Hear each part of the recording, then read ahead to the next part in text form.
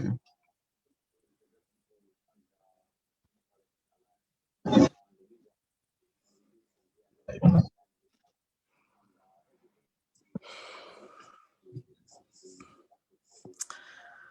All right. Welcome, everyone. This is Simon Bevy, and this is Sober Sunday, stimulating conversations with me here. And I am glad that all of you have joined in. We have had a wonderful 2 or 3 months, actually 2.5 months of conversations about relationships. There's been lots of you that have given us feedback. It's really been good. We have enjoyed ourselves. But I think, as I promised last week, we were to start a conversation on finances today, and then we will take a break and we will be able to come back in 3 or so weeks. But we're very excited today to be able to have conversations about wisdom for finances. Of course, those of you from Kenya, we have a lockdown on 4 areas in the country. There's some in the East African region where there are also restrictions. And it seems like the 3rd wave of COVID-19 has hit us pretty hard. And yes, we have the vaccinations here, but we are still far from getting out of the woods. So it's in that environment that we are talking about thriving, survival and thriving strategies today. So we're glad to have our friends here who have been on demand a lot since the last time we had conversations. And we are glad that they agreed to come back. Today is just going to be the 3 of us, so we're going to draw a lot more out of you guys. So welcome, Emily and Leonard. Is it Leonard or Leonard? Or Leonard. Leonard. All right. Leonard and Emily, we're glad to have you here. You're investors, you're with the Serval, and we talked a lot about that last time. And I know there are there's some new people today. So you're going to introduce yourselves and say a little more about yourselves and what you do and how long you've been married and how long you've been in business. Welcome. And as I give you the floor to go ahead and introduce yourselves, let me just ask everyone who has joined us, please invite your friends, tell them we're having a good conversation about investments, finances, wisdom on what to do during this season.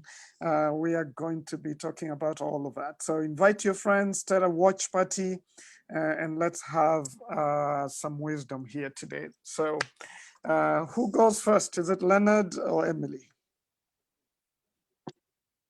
I'll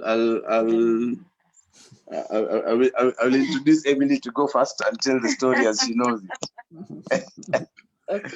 Okay. I feel like I've been set up, but yeah. So yes, my name is Emily Mcharo. I'm married to Mr. Mcharo here. We've been married many years.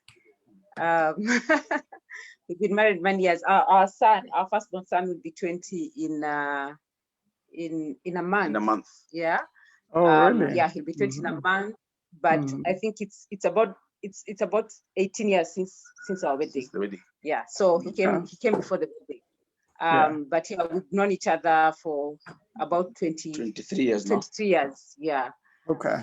We met in campus. I happened to go and sit at his desk in campus. Then, he decided that I had taken myself. You said I'm here available. Yes. What could I do? What would the wise man do? Oh yeah. So I think that's us. In terms of career, I'm more in the finance space. I've been a banker for many years. I've worked for Stanbic, I've worked for Chase Bank. Until later, about 5 years ago, that we joined together and started running Serval together. Yeah, so that's what we do. So we run Savo, which is a real estate investment company. Yes. Yeah. But It's good to clarify, because when some people hear Savo, then they think about animals and other things. Yeah. All right, go ahead, Leonard. No, I think the story is the same one. She forgot to say that she's an economist by training. She's a CPA and she's CFA. So it was very easy for me to start the business because I knew she'll sort things out. All I need to do is design and build buildings. Yeah. So with my architectural background and her finance background, I think we sort of made a good team. But the beautiful thing is that even before starting Stavo, we had invested together from the very beginning. I think the money conversation was there through and through. Okay. All right, excellent. We're really glad to have you here, and I'll start us off. Let me start with the lady. What's your favorite quote or saying or verse on finances? Okay, so I'll quote Warren Buffett. Warren Buffett says, if you don't find a way to earn while you sleep, you'll work until you die. So that's my favorite quote, which is our slogan in Savo: earn while you sleep. All right, would you just say that again? If you don't earn while you sleep? Yeah, if you don't find a way to earn while you sleep, you will work until you die. Yes. Okay, so that's, to break it down for some of the audience, what you mean is, if you don't find a way to have passive income, then you keep working until your last day. Okay. Yes. All right, excellent. So making your money work for you instead of you working till you drop. Okay. Yes, Leonard. For me, I think other than that one, that one is ours jointly. So you can see what happens when we bring things jointly and then she owns them. They always do that. But we don't mind. Pastors didn't teach us this in premarital counseling, but after 23 years, tumezoea. Yeah, I think mine is that money is the best slave you can ever have and the worst master you can ever have. So if you have a control of your money, then you're doing well. If money is controlling you, you are doing really badly. Yeah, because if it's, as a slave master, it will control you 24/7. As a slave, it will work for you 24/7. Wow. I like that one. So make money your slave, become the manager of it, and it's going to work for you and work really good. But if you let it become your boss, then you're going to be your troubles. Exactly. Excellent. Let me read two verses here from Proverbs, the book of Proverbs, and then the first one, I would like Emily to just make a comment about it and say whether it's been true in your life, and how you've handled it. And then the second one, Leonard, you will do the same as well. So Proverbs 19 verse 4 says, "Wealth brings many friends, but a poor man's friends deserts him." Wealth brings many friends, but a poor man's friends deserts him. In other words, when you're poor, people just don't want much to do with you. But when you're wealthy, you get many friends. That's true. I'm struggling to comment because I really struggle with that, because whilst it's true and it's what human beings do, it's not what God would like us to do. I think people are really attracted to money, and yes, that has been true for us. In our earlier years, we were very were very conservative. We were very, how do I put it? Like, would anyone would pass us by, really? Yeah. But I think in the recent past, when people are going to know what to do, there's a lot of attention. Yeah. And yeah, that has attracted. Are they friends? Are they true friends? It's debatable. My personal view, I try as much as I can. Even say people who are even your family members, your siblings, you know, that they remain who they are for what God created them to be, and not necessarily because of what they have.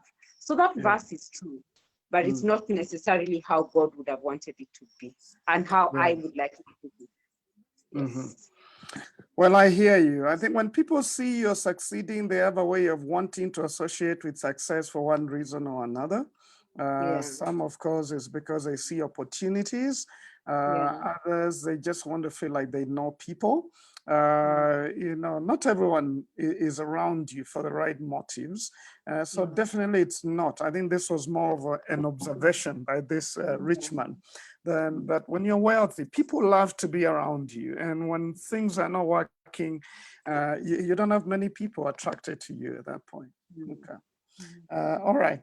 The second one, Leonard, is Proverbs 21:3. This is an easy one. Proverbs 21:3. I'm sure you probably know it by heart. The plans of the diligent lead to profit, and as surely as haste leads to poverty. The plans of a diligent will lead to profit, as surely as haste leads to poverty. When you're in a hurry, you're in haste, then you're likely to get into poverty. But when you plan diligently, then you're likely to land profit. How is that true in your experience? And you know, how has that been for you guys? I think that applies. I love the Proverbs. Let me just go on record and say that I read a chapter of Proverbs every day for the last 14 months. So I intend to keep doing that for as long as I can. I think I will tie that with my statement that money is a good slave, because if you're in control of yourself, you're in control of your emotions, and you face things, you face life logically and diligently, then you plan. But if your emotions are controlling you, same thing, I think the thing about money is the same thing about emotions. If your emotions are controlling you, then you jump onto things. You see things that look shiny and you think they're opportunities, you jump onto them, you make decisions, and then you justify later. So that's a problem. So the best thing is to first be logical about it, then act. But most people, most people want to act and then justify. So I agree with that, and it has worked. Every time I've made a hasty decision, there has been a price to pay. Yeah.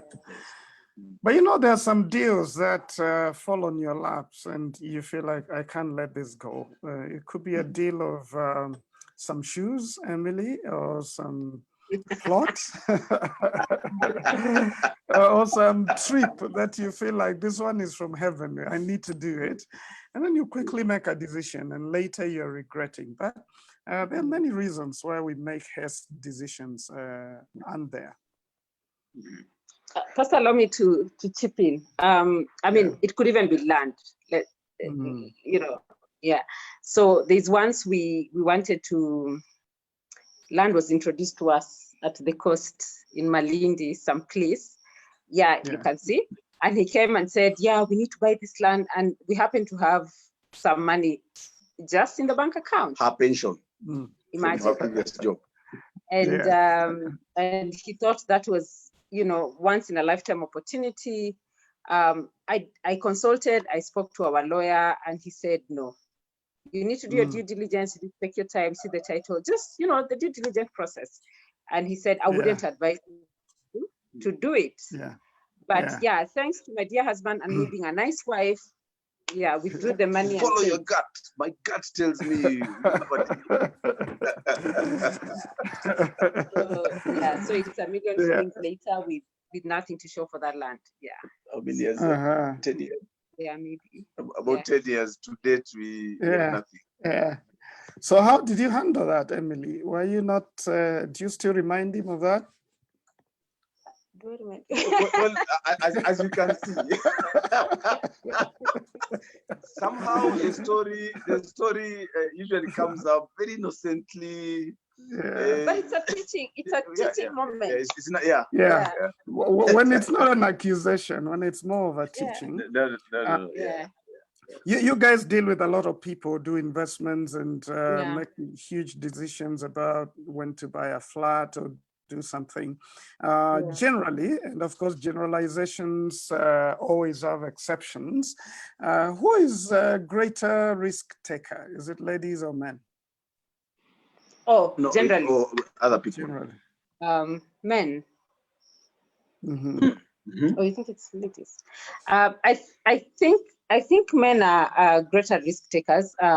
We have more ladies investors or women investors in Savo.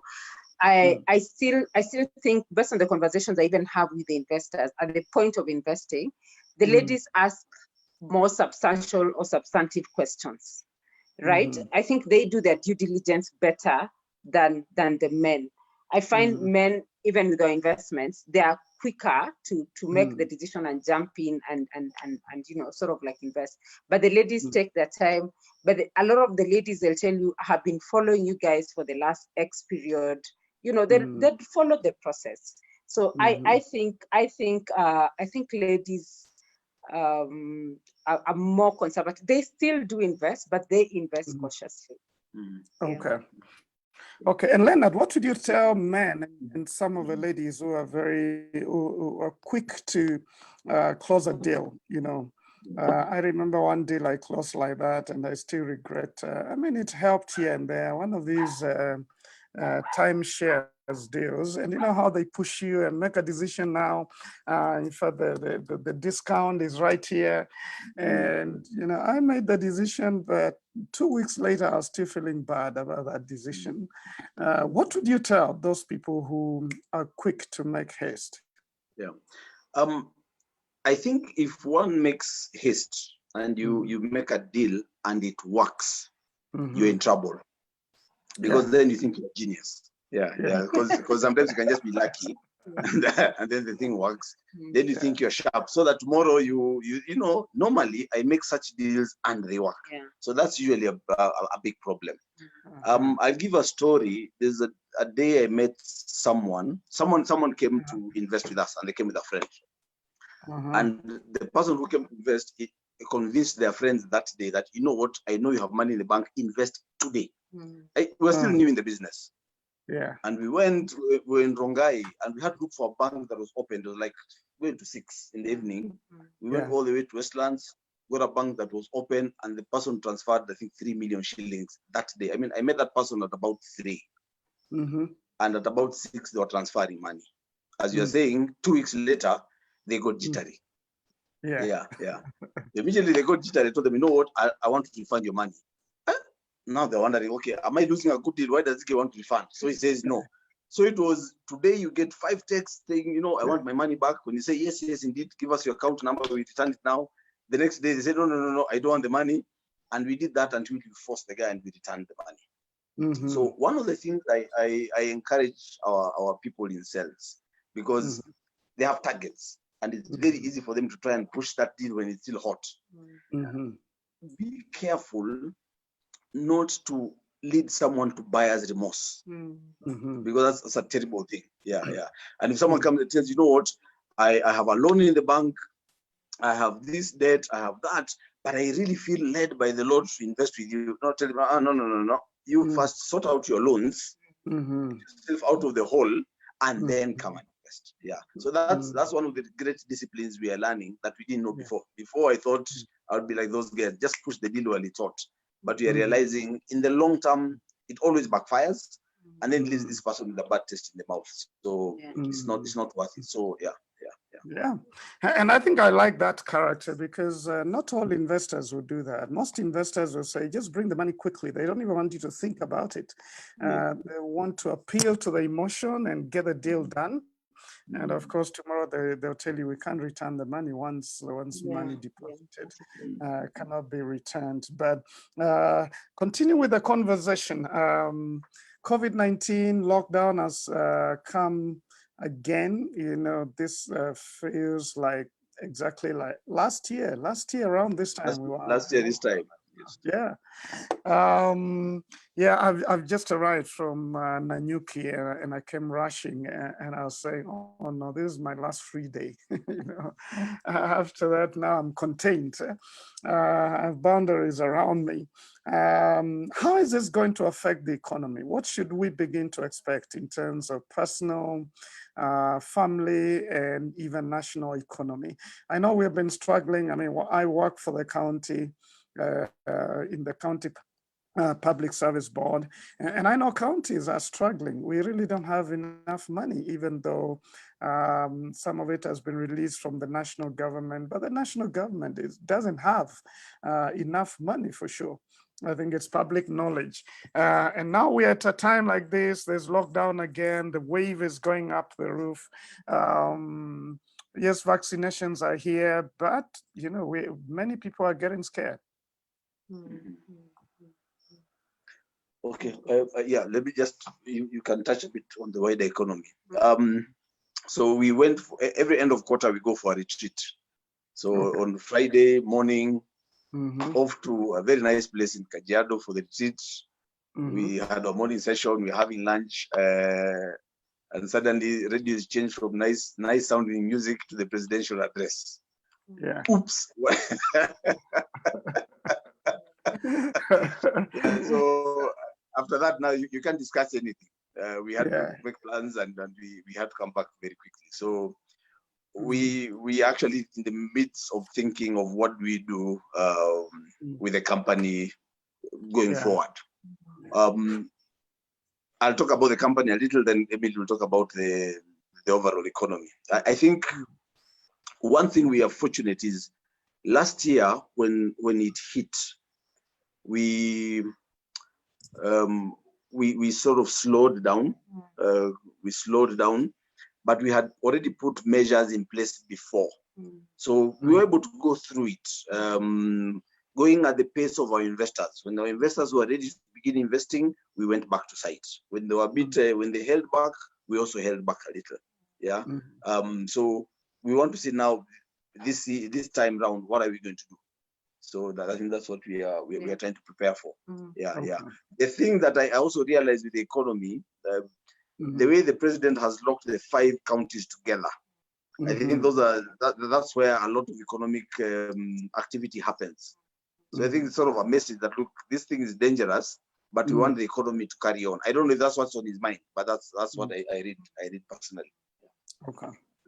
But even with that, Kenya is definitely an SME economy. I mean, your small type business people contribute a lot to the economy. So when the national government doesn't have money and then this happens, that definitely will impact the economy to a great extent. And you know, in certain sectors, your hospitality industry, things that started picking, you know, things that started picking, like where we were, of course, we had to cancel and come out. Of course, Easter is coming, guys had bookings, and all those have not been cancelled.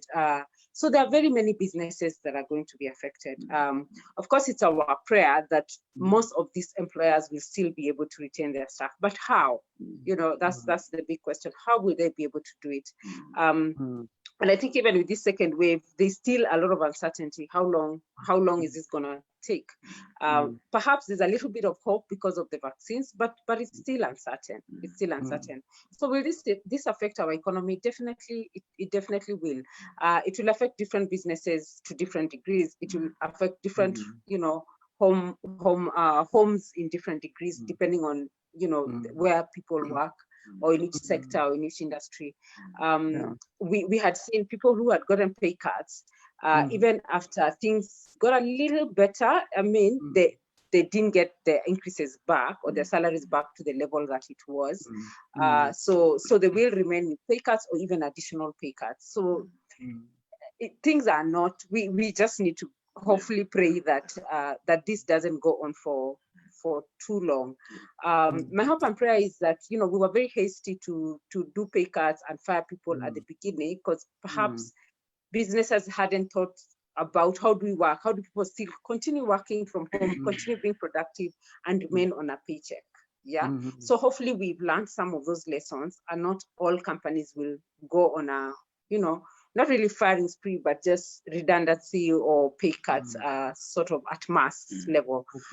Hopefully people will be more creative in terms of how do guys still add value, even from home, even working from home, so that the impact is not as great, especially to families. Just briefly, I think last year, this time, the numbers were very small, and hospitals still had capacity, but there was a lot of fear. Now there's much more confidence, which is a good thing. However, the hospitals are now overwhelmed, and the numbers now are really large. So I think that balance is really critical.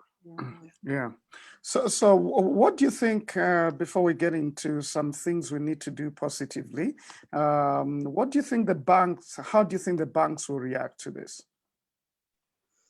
So the banks, from perhaps a lending perspective, I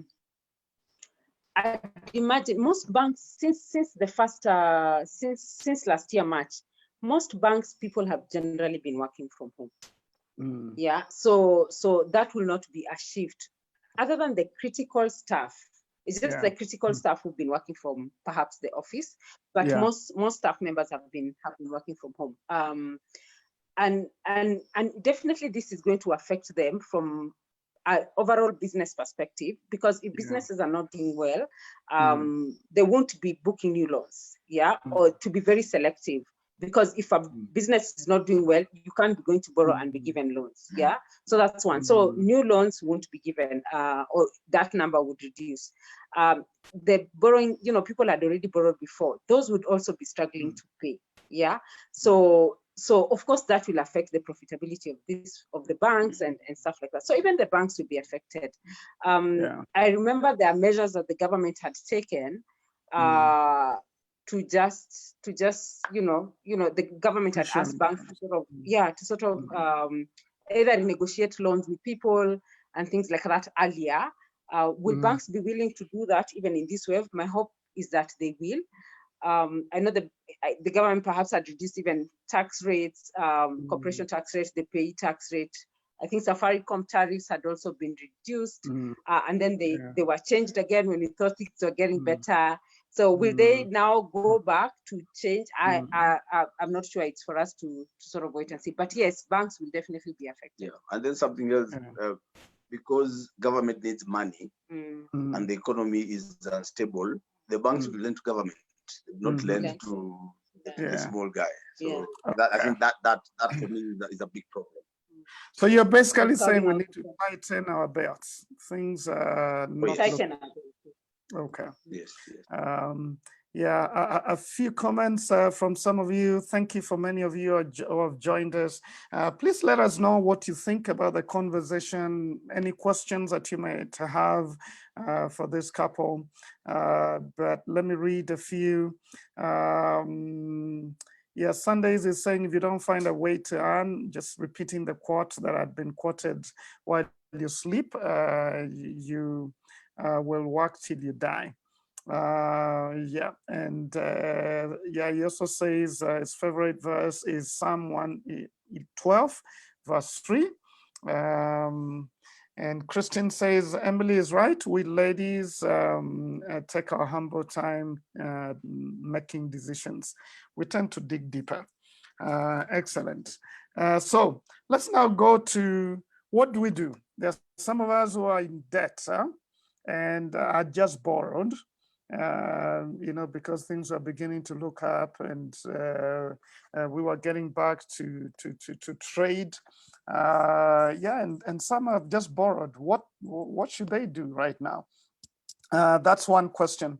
The other one is those who are just begun to invest, either in, Savo, the flats, or just any other investment, and they just began, and they're wondering, should I pull out? What do I do now? Some words of advice. Yeah. I think this pandemic is an opportunity to learn to operate on principles, so that we don't move too quickly. I think in 2 places in the proverb it says the wise person sees danger and takes refuge, but the simple keep going and pay the penalty. I think caution is key. Too much courage, too much bravado. I think it's time to sort of tone that down. Yeah. Now, if you have just borrowed and you have just, maybe it's time to look at your business, really do the math, or go to the bank and begin the conversation now. Take cover now. It's good to have hope, but I think it's more important now to be wise and not push too fast. Yeah, because there's a chapter in the Acts when Paul was doing his last journey to Rome. The turmoil and the waves, they just took too long. Everybody thought, just a simple wind, it will pass in a day. But I told them, guys, we will lose our lives. So be careful, take cover, take care. So I think that for me is the advice. Yeah. Be extra vigilant. Be extra vigilant. Yeah. Yes. I think also just, even at an individual perspective, yes, tighten our belts. Like just live. You'll be surprised you can actually live on such as, a fraction of what you live on. Yeah, a fraction of your earnings if you decide that you want to do that, and that would help, because if business is a bit struggling, then even at a personal level, I think for investments like for us, just judging from what we did the last time, people who came to us, from the onset and just said, with COVID, there's a lady who used to run school transport. That's my only source of income. And now schools have closed. I'm not able to, I'm not taking kids to school anymore. So if you come and have a candid conversation with us, and I think with any lender or any person you've invested with, they would be able to listen to you and sort of either give you grace period, sort of like, let's give you 3 months as we wait it out. Let's have a conversation on the 4th month and see what to do. Yeah. Okay. I hear you. And maybe this is a good time now to talk about just what you're doing and the investment that you have for people, and whether this is a good time to invest. But talk about it first. As I said last time, I've invested with you guys. I still think it's a very good investment. Hoping to add to add another flat to it soon. But you talk a little bit about it and what you're pushing now, and then talk about general investment at this time. What is wise and what's not wise? Let me first start with some of the feedback we are getting from our investors. Those who had invested before, they're like, thank God I had invested. Because when times are hard like now, I'm able to get a return. I'm able to sort out my bills because of the investments that I had made before. So I think that for us is because we don't invest for the good times. We invest for the hard times. I mean, Proverbs again, the ant gathers in summer so that it has food in winter. Yeah, so that's just a law of nature. So for those who did it before, I think they're happy that they made that decision. For those who are investing now, again, my view is just see yourself. For us, if someone comes and invests and then they get stuck, we're able to either pause the monthly payments. We have actually even refunded money to those who say, okay, you know what, I've given you guys 300,000 shillings, 500,000 shillings, I need it. We're able to just refund us. You know what, you go, sort yourself out. When you're ready, come back. And actually, some people have come back later. And Yeah. I think one came back not too long Yes. ago. I'm thinking, oh, I hope this thing does not hit her again. You know, yeah. But be careful where you invest in. Again, going back to principles. Don't speculate. Speculation is difficult. Invest. Yes. Yeah. Don't speculate. Leave that to the experts. Just invest. Yes. All right. Emily, Should you I want talk to say about what we do? Yeah. Yeah. Or rather, what we have now. Yes. Yeah. So, so we run a real estate investment company, but we focus on our purpose is to enable investors to achieve financial independence. So it's not just real estate for real estate's sake, it's to enable you to become financially independent and get to a place where you earn while you sleep. Yeah, so that's our purpose. And we do that through, affordable, amazing apartments. So we build apartments, we sell them, we sell them, and then we offer property management services for our investors. So to just make it hassle free, as you're running your business, as you're a professional working somewhere, and you want passive income that you're not working for, aggressively, then this becomes like a good investment opportunity for you. Yeah, we've done a couple of projects. We are now on our sixth. Yeah, we are now on our sixth project, which is off Ngong Road along Wanye Road. We call it Sabo Skywalk, and you find our units are very affordable. We have studio apartments and 1 bedrooms. Why studios and 1 bedrooms? Because there are very many young people in Kenya. Yeah, so that's the target market that hasn't been catered for over the years.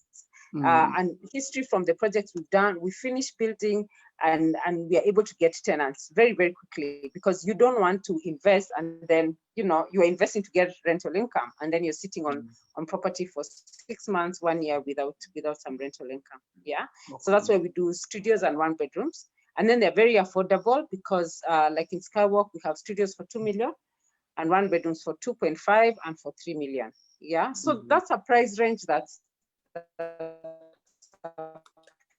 affordable. Million. We allow investors to pay over time. So you can pay either between 1 year all the way up to 5 years.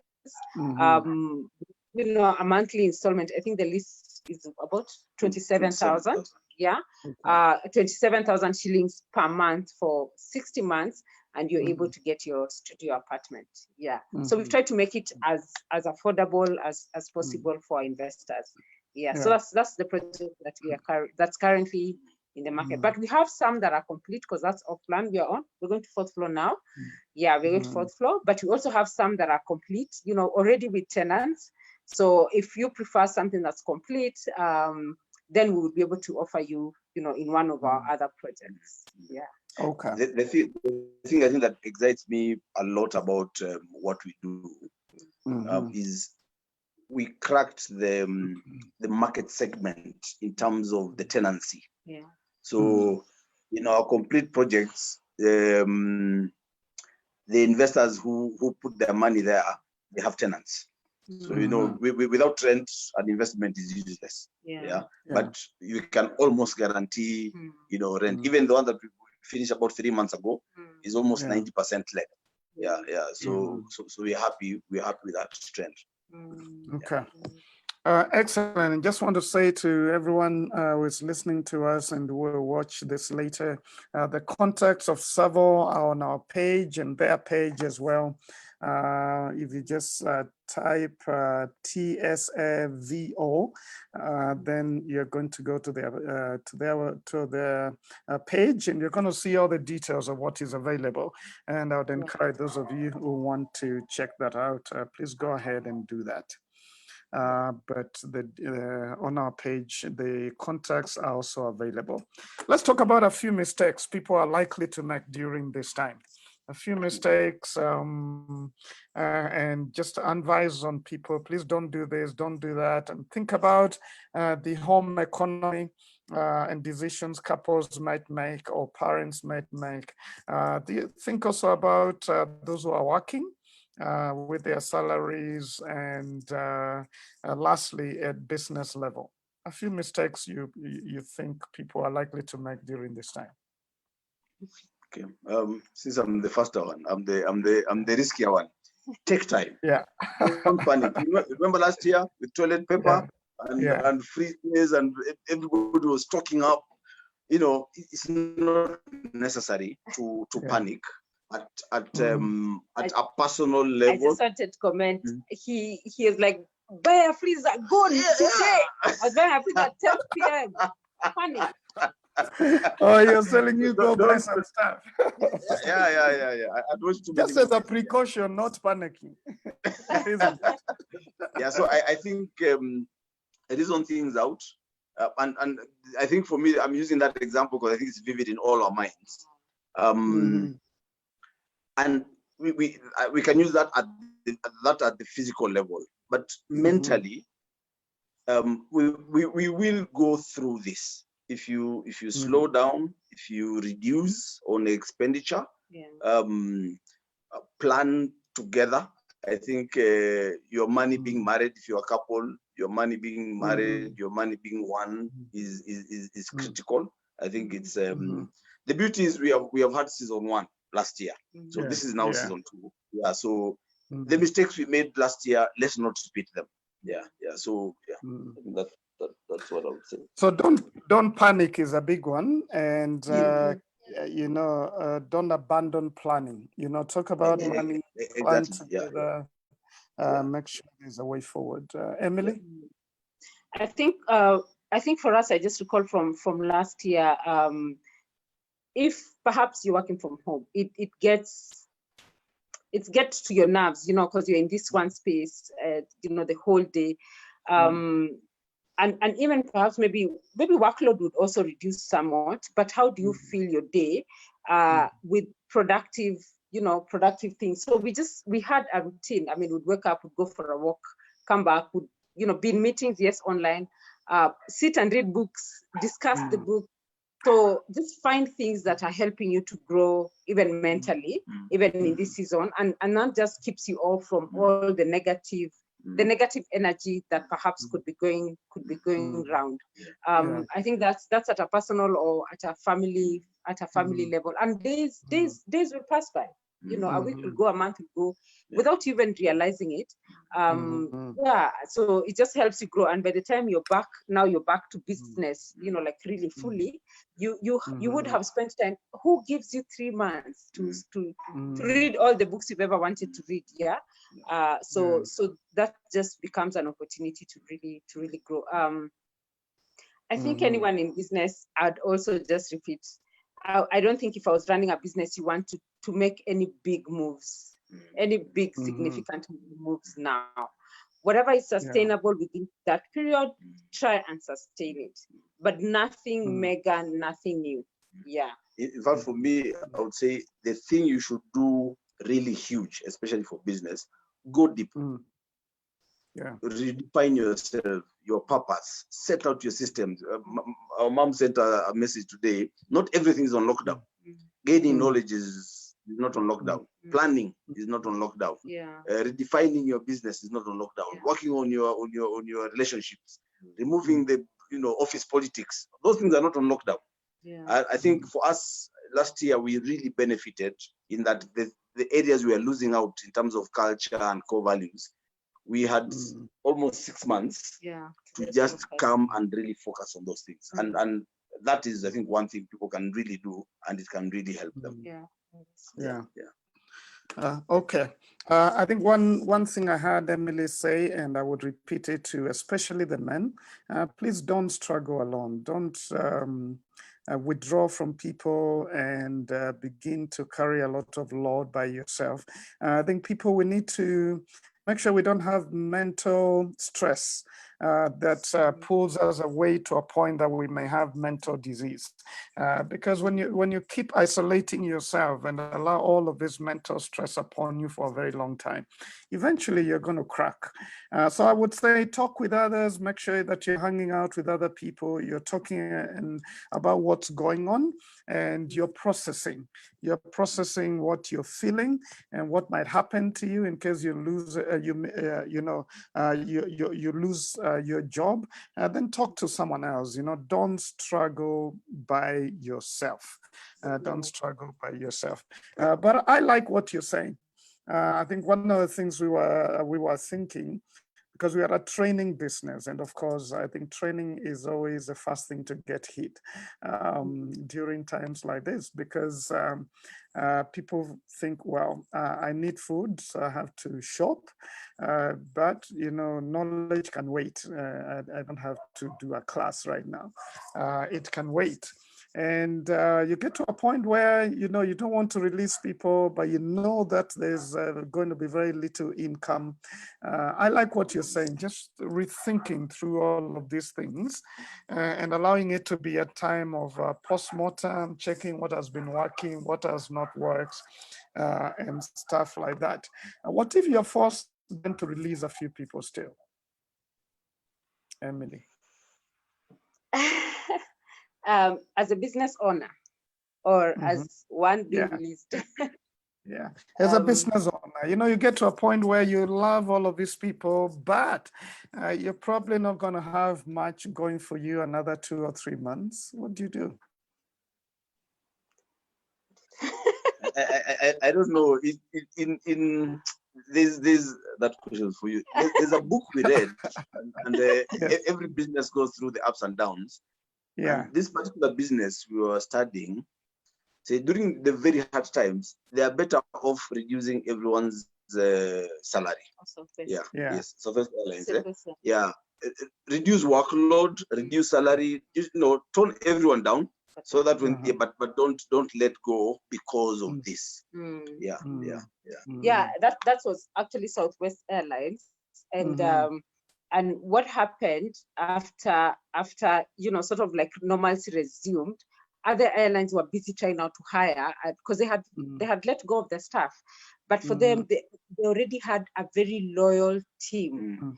That loyal team was willing and able to now go through the storm and help Southwest go back to its days of glory, even after a very turbulent time. So it became very hard for the other airlines to pick up, because people would feel when the logical thing to do as a business was to lay us off, or to make us redundant, you did not.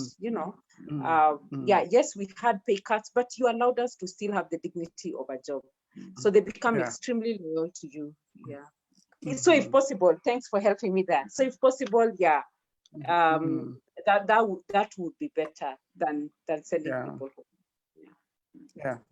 I like that, and there's something about Southwest and how they do their things that is just very attractive, very loyal staff, and but let me ask a question, maybe 2 more questions before I let you guys just give some concluding remarks.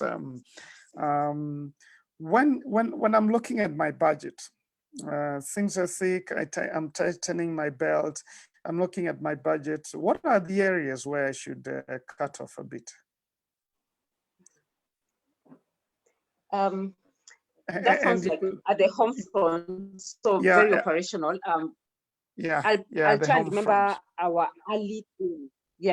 I'll try and remember our early days when we were very young, and we had these big dreams of investing, but we had very little money. So we used to spend a lot of time with him, really just writing in our black book. So how much money will we make this month? What will go to X? What will go to Y? Because we need to invest a very big percentage of that income. And I think in those conversations, we increasingly, found where we could cut, or ways we could save more, just by talking to each other, and talking to each other frequently, and actually holding each other accountable. So I was left with a certain amount of money that was supposed to run the home, and it was supposed to run the home for 30 days. It didn't matter what would happen. So I was not going to make any decision that would make my children go hungry, because I knew this money is for their food, And how do I go back and say, now I don't have the money? So we're holding each other accountable in that sense. And I know you've asked a very specific question, but there are things we do even in the homes. I mean, I would like to assume at this point, perhaps nobody needs to buy more clothes or more shoes. Or go to the barber. Oh Lord. Yeah. The man is defending himself for sure. So in this season, if you're at that place, I think spending on clothes and shoes, that's not necessary. I'll give you an example. When we were young, again in that season, I used to shop in toy. I used to shop in toy, and I'd go to toy to buy necessities for the kids, not for myself. A lot of times I didn't even shop for myself, but for them, because they are growing up. So of course clothes are, so even finding places like those where if you really must shop for your kids, then you have a place you can go and shop at affordable sort of prices. When it comes to food, but their legumes are very nice and they are very affordable. We learned when we got married. They're even healthy, they're even healthy. We eat way too much meat. Yeah, we eat too. If you look at what are they called, people who don't eat meat? Vegetarians are very healthy. And what do they eat? They eat nengu beans, lentils, those things, and they're cheaper. So you can cut on your food budget by even changing your diet.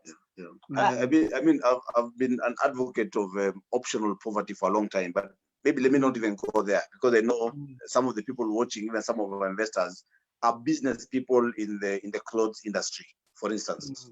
So I think a certain level of planning, because I think that you're telling me about some good Kenyan brands selling good Kenyan clothes that are affordable. I think being in the place where we are doing affordable investments, we have realized that there are people who are doing other affordable products. So someone is selling nice trendy clothes that are quite affordable. And sometimes in this, when one is locked up for so long, maybe some ladies find some relief in shopping.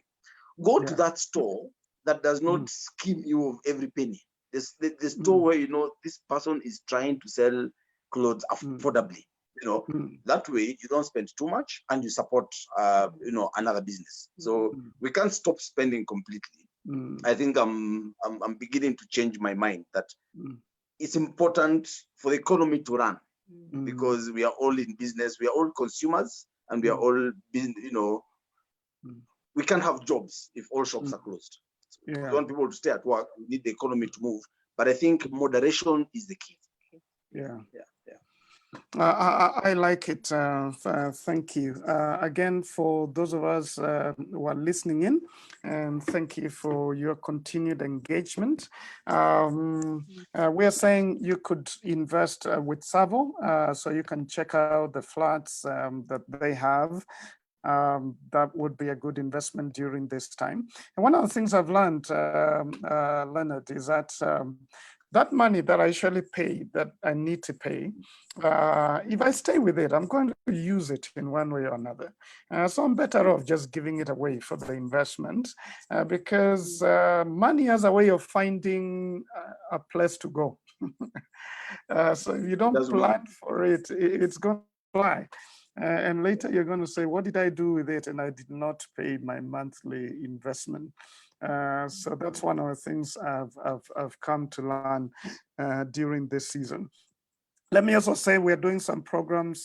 Those of you who have boys and girls at home, we actually have several programs that we have lined up during this holiday. They're going to be on Zoom. All of them we have changed to be on Zoom. And they're going to be creative enough for boys and for girls, for teenagers as well, and a few for parents. And you can check that out on our page. It's going to be very affordable and just from the comfort of your room. So check that out. Keep your kids busy and out of trouble during this season. And we promise you they will enjoy the lessons that we're going to be doing. So please check the details on our page, and also any of the other social media pages of Transform Nations, Intentional Moms and Dads, and Boys to Men. We have all of this information there. So feel free to check that out. We also have some books that are available for you. 5 Commitments of a Real Man. It's a good one. And Praying for Your Family, Gideon's Action. Those are available at reduced prices of 300 shillings. So I just wanted to say that and then get back to you as we come to an Pastor, end. if I may add a little thing, sorry, about you mentioned about that in times like these, things like training are the things that I hit first. Yeah. I don't know, maybe my encouragement to people is, let's not look at training and such programs as the flowers on the tree. For me, I think knowledge is those are the roots. Yeah. And this is the time, you can correct me if I'm wrong, that trainers will not ask you to go into an expensive hotel. They'll do the training on Zoom. That means you're able to get the same knowledge without the tea and biscuits, but at a very much lower cost. That's right. The time you have time and attention, so it's the time to soak in as much as possible. So if businesses understood the power of knowledge, I think this is the time to get training. You know, even for families, to keep the children in check, this is the time to actually that is the one thing that is in high abundance now and at its lowest price now. So I think for me, I would just urge everybody, just get as much training as possible. Excellent, very well put.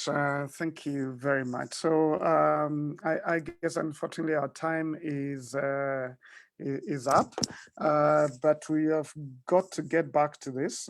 There's a lot more that we need to talk about, but let me give each one of you 2 or 3 minutes just to say some of your last words of advice, and you can be specific to the men and to the women. Emily, you can talk to the fellow ladies and just the fears that they have and what they're going to have to go through. Please feel free to do that, and you can talk to the men as well. But yeah, let's just talk to our audience in terms of just final wisdom and instruction, financially, investment-wise, any of those areas. Who goes first? I think for ladies, and even all of us, I would just like to encourage us that we have seen that life is real and that life really happens. I think many of us before COVID round 1, you know, we all believed in, I have a job, I have a salary. What could probably go wrong? What could possibly go wrong? And so we live on all our income. Perhaps we don't invest. We don't have any savings. But we have learned that life happens. The last year and now this year. So if you're at a place where you hadn't started investing, my request is that we sit and seriously think, how can I start investing? Perhaps it might not be possible in this season, but what do I need to do? What knowledge do I need to gather that when things start looking up and I'm in a position to start investing, that I'm able to actually start investing? And I think at the beginning it's hard because it's not something you've been doing. I think at the beginning it's hard to cut your standard of living or to cut, to cut here and there and start investing. But it is a worthwhile, it's a worthwhile goal. Yeah. Because times come, it might be COVID, it might be another issue in life later. It might be being retrenched. It could be really anything. But if you have invested, life becomes a lot easier in that sense. I think when I was working, I had to leave, two jobs. Yeah, I had to leave working, like twice in my career years, and I'm just glad that we had invested over a very long time, that didn't affect us much, and even ultimately, what enabled us to start Savo is the investments we had made when we were very young, because we were at a place where we had sufficient passive income that could take care of all our needs. So even by the time we started saying, let's start a business together, and a business takes time before you're able to start drawing from it. We could do that. We could have the confidence to do that because we had invested earlier. And so we have adequate passive cash flows to finance our life. So becoming financially independent is key because it just gives you options. It just gives you freedom. Yeah, freedom to choose, freedom to make certain decisions, freedom to pursue your passion and your purpose.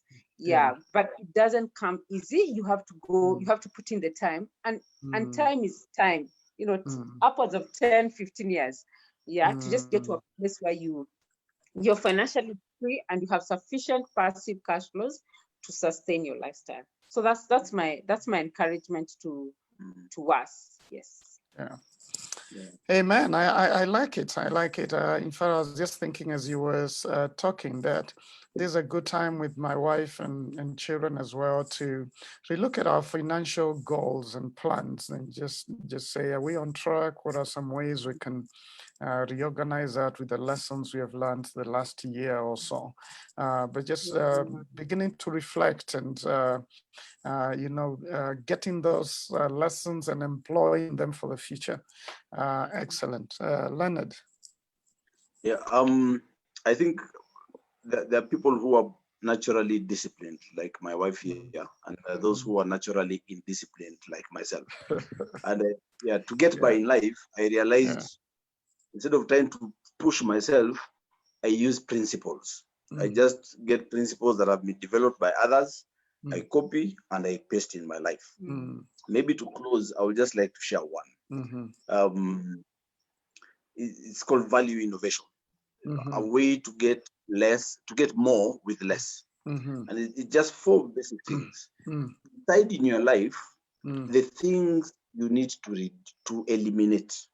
Yeah. You need to eliminate something. That's usually the most powerful thing, elimination. There are some things you need to reduce. There are some things you need to increase.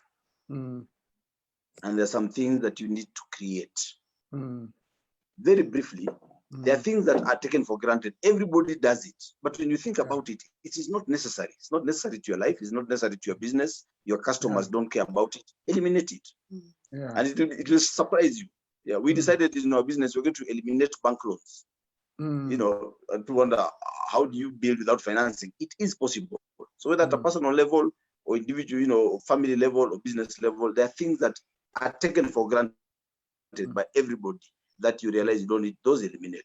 There are things you must have, but you realize you don't need as much, and you can reduce. You can reduce your rent. You can reduce your food budget. You can reduce a lot of things, expenses. So the things to eliminate and reduce are the things that cause you pain and are expensive. But then there are things that are done by people or even you do in your life that you need to do more of.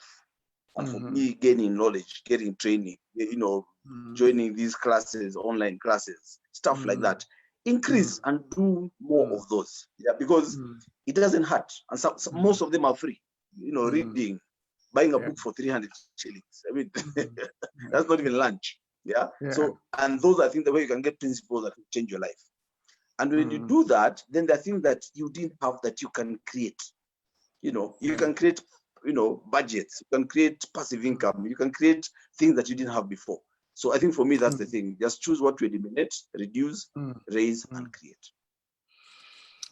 Wow, excellent. I'm going to use that. I can already think about some things I need to reduce and some others I need to increase. Like, it's interesting. I just thought of creative ways of giving it during the last lockdown. And I just thought, with the little that I have, how can I just bless a few people in shags? And I mean, to date, that was still my most satisfying season. When I went and visited these families and blessed them with something little. It was so little, but it was very powerful. And I was thinking of doing that after the Easter weekend. And I still hope I'll be able to meet a few widows. My mom, you know, has this thing that she does for a few widows at home, and I just wanted to blow it and increase them from 10 to about 100, and just go and bless them. And it's very tempting at a time like this to cut off giving, but as someone has said, what is eternally yours is only what you've given. The rest can be lost. But when you've given, it's an eternal investment that nothing can steal. And just to encourage everyone, remember this is Easter. Let's still reach out and be a blessing to other people. There are many who are less fortunate than us, orphans, widows, people who have lost jobs. Let's be a blessing in the little ways that we can. What you think is little could be very big for someone else. So let's increase giving. Let's be a blessing to people during this season. And I'll leave you with a word in Proverbs chapter 16, verse 16.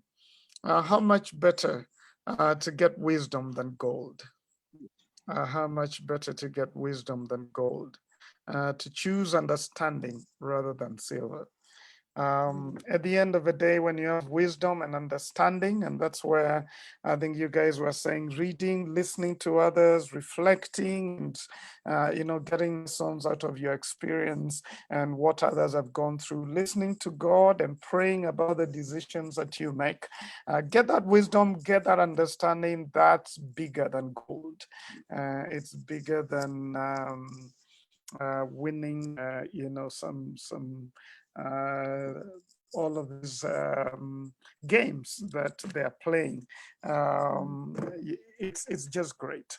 I pray that many of us will go for understanding during this season. And remember, money only goes the way we take it. It's more about our character and who we really are. That determines how money serves us or masters us. Well, thank you very much. Let me ask the only lady in the conversation to just say a brief prayer of blessing to all of us during this season, and that we're going to have good Easter holidays. Okay, so let's pray. Our Father in heaven, we want to thank you so much for today. We want to thank you so much for the gift of life. Thank you for the privilege of just being here. Thank you for this forum. Thank you for Pastor Simon for organizing it and just leading us in these conversations. Thank you for all your children who have been with us, who've watched this session and who will even watch it later. Lord, I want to thank you for putting the burden in Pastor Simon to be a transformational person, to bring change to your children. Even he runs Transform Kenya, Lord, to make an impact in the lives of women, to make an impact in the lives of men, and even the lives of boys and girls. Lord, I want to thank you for him and ask for a special blessing over his life. I pray for favor with men and with yourself, oh Lord, that whatever he touches, whatever he intends to do, Lord, you'll go before him, you will open doors for him, you'll open ways for him to have the impact that you have intended for him to have. So bless him this evening, bless his family, bless his children, bless everything that he does, bless the work of his hands. Lord, I pray for your children. Lord, I pray that you will bless us, bless all those who have been here with us and those who will watch later. Bless us, bless all of us, that Lord, from these lessons, we'll be able to put them into practice, Lord, that we'll be able to become better people. Lord, I commit all of us into your hands. Even in this second wave of COVID, I pray for your protection. I pray for your peace, Lord, your peace that surpasses human understanding, that, Lord, you will give us peace in our various places in life. Lord, I pray for your peace. Lord, I pray for your providence. Lord, I pray for your protection. Lord, I pray that you will protect us from the disease itself, but you'll protect our minds, you'll protect our souls, and we will continue to remain to be attached to you. For you are the source of everything that we need, oh Lord. So we just pray that you'll be with all of us. I commit this night into your hands. Be with us, Lord, even as we go to sleep, and be with us this week, and be with us even as we wait for the Easter period, even as we remember that, Lord, you came and died on the cross for our sins, that we will continue to be committed to serving you, oh Lord. We thank you and we bless you. In Jesus' name we pray. Amen. Amen. Amen. Thank you very much. Again, guys, remember Savo is available for investment. Remember the programs that are coming on from Transform Nations. And thank you all for making this a great night. Thank you, Emily and Leonard. really appreciate you being here. We're looking forward to having more times together. Again, folks, we're going to be taking a few weeks off for reflection as during this season of Easter, and in 3 weeks we're going to get back. Just keep looking at our page. We're going to be posting other things that you can watch there during this season, but we're going to get back together the last week of this month, April, of this next month, April. Thank you very much. God bless you and have a good night. We really appreciate you being here. Thank you so much. God bless. All right. Thank you.